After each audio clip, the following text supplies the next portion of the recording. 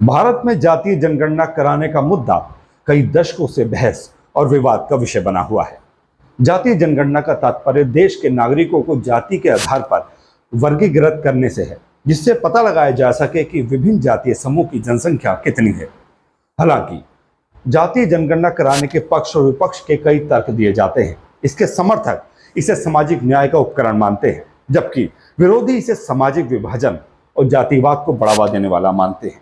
भारत में जातीय जनगणना कराने के पीछे के तर्क और उससे संभावित दुष्परिणामों पर विचार से चर्चा करेंगे।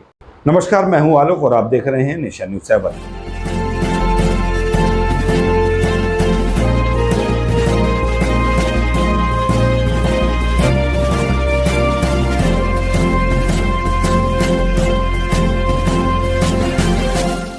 जातीय जनगणना का ऐतिहासिक परिप्रेक्ष्य। भारत में जातीय जनगणना की शुरुआत ब्रिटिश शासन के दौरान 1871 में हुई थी, जब पहली बार भारतीय जनगणना में जातियों को दर्ज किया गया था। 1931 तक ये प्रक्रिया चलती रही, लेकिन स्वतंत्रता के बाद भारत सरकार ने जाति आधारित जनगणना को बंद कर दिया। इसके बाद से सिर्फ अनुसूचित जाति, अनुसूचित जनजाति की गणना की जाती रही है, जबकि अन्य पिछड़ी जातियों और सामान्य जातियों की गणना नहीं की जाती। जातीय जनगणना के पक्ष में तर्क। पहला तर्क, सामाजिक न्याय का सवाल। जातीय जनगणना का से पता चल सकता है कि विभिन्न जातियों की सामाजिक, आर्थिक और शैक्षणिक स्थिति क्या है। ये सरकार को नीतियां बनाने और आरक्षण के लाभों का सही वितरण करने में मदद कर सकता है। ओबीसी वर्ग, जो भारत की जनसंख्या का बड़ा हिस्सा है, उसकी सही स्थिति जानने के लिए जातीय जनगणना आवश्यक मानी जाती है। दूसरा, सटीक डेटा का अभाव। जातीय जनगणना ना होने के कारण ओबीसी और अन्य जातीय समूह को सही जनसंख्या का पता नहीं चल पाता है। इसके चलते सामाजिक योजनाओं का सही लाभ इन समूहों तक नहीं पहुंच पाता है। जातीय जनगणना से प्राप्त आंकड़े सरकार को सही नीति निर्माण में मदद करेंगे। तीसरा, आरक्षण नीति में सुधार। जातीय जनगणना से यह भी पता चलेगा कि कौन सी जातियां आरक्षण का अधिक लाभ उठा रही हैं और कौन सी जातियां अब भी पीछे छूट रही हैं। इससे आरक्षण की नीति में सुधार किया जा सकेगा, ताकि पिछड़ी जातियों को उनके अधिकार मिल सके। चौथा, वंचित समूहों की पहचान। भारत में बहुत से ऐसे सामाजिक समूह हैं जो हाशिए पर हैं और जिन्हें सरकारी योजनाओं का पर्याप्त लाभ नहीं मिलता है।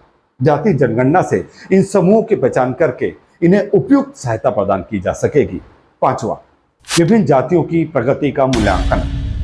जातीय जनगणना से यह पता लगाया जा सकेगा कि पिछले दशकों में किन जातियों ने प्रगति की है और किन्हें अब भी मदद की जरूरत है।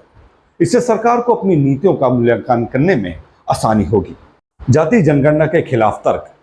जातीय जनगणना के विरोधियों का मानना है कि इससे सामाजिक और राजनीतिक परिदृश्य से कई समस्याएं उत्पन्न हो सकती हैं। उनके प्रमुख तर्क हैं। पहला, सामाजिक विभाजन और जातिवाद को बढ़ावा। जातीय जनगणना से जातिगत पहचान और मजबूत हो सकती है, जिससे समाज में विभाजन और जातिगत राजनीति को बढ़ावा मिल सकता है। जातीय आंकड़े जातिगत तनाव और संघर्षों को जन्म दे सकते हैं। दूसरा, राजनीतिक दुरुपयोग। जातीय जनगणना के आंकड़ों का राजनीतिक दलों द्वारा दुरुपयोग किए जाने का खतरा रहता है। राजनीतिक दल जातीय आंकड़ों का इस्तेमाल करके जातिगत ध्रुवीकरण कर सकते हैं और चुनाव में जातिगत समीकरण साधने का प्रयास कर सकते हैं। इससे जातिवादी राजनीति को बढ़ावा मिल सकता है। तीसरा, समानता के अधिकार पर आघात। भारत का संविधान सभी नागरिकों को समानता का अधिकार प्रदान करता है। जातीय जनगणना से जाति आधारित विभाजन को बल मिलेगा, जिससे समाज में असमानता बढ़ने की आशंका है। यह संविधान की मूल भावना के खिलाफ जा सकता है। चौथा, तकनीकी और प्रबंधकीय चुनौतियां। जातीय जनगणना कराना एक बहुत बड़ी प्रशासनिक और तकनीकी चुनौती हो सकती है। भारत जैसे विविधता वाले देश में सही तरीके से जातियों का वर्गीकरण करना आसान नहीं है। कई जातियों की स्थानीय पहचान और अलग अलग क्षेत्रों में उनकी भिन्न पहचान होने के कारण यह प्रक्रिया जटिल हो सकती है। इससे डेटा की सटीकता पर भी सवाल खड़े हो सकते हैं। पांचवा, ध्यान भटकाने का मुद्दा। जातीय जनगणना के मुद्दे पर अधिक ध्यान केंद्रित करने से सरकार और समाज का ध्यान अन्य महत्वपूर्ण मुद्दों से भटक सकता है। शिक्षा, स्वास्थ्य, रोजगार और आर्थिक सुधार जैसे विषयों पर ध्यान देने की जगह जातीय आंकड़ों पर ध्यान केंद्रित करने से वास्तविक विकास की प्रक्रिया प्रभावित हो सकती है। इसका वैकल्पिक दृष्टिकोण भी हो सकता है। जाति जनगणना के स्थान पर कुछ विशेषज्ञों का मानना है कि सरकार को आर्थिक और सामाजिक स्थिति के आधार पर जनगणना करनी चाहिए। इससे गरीबी और असमानता में सही कारणों की पहचान हो सकेगी और जातिगत विभाजन से बचा जा सकेगा।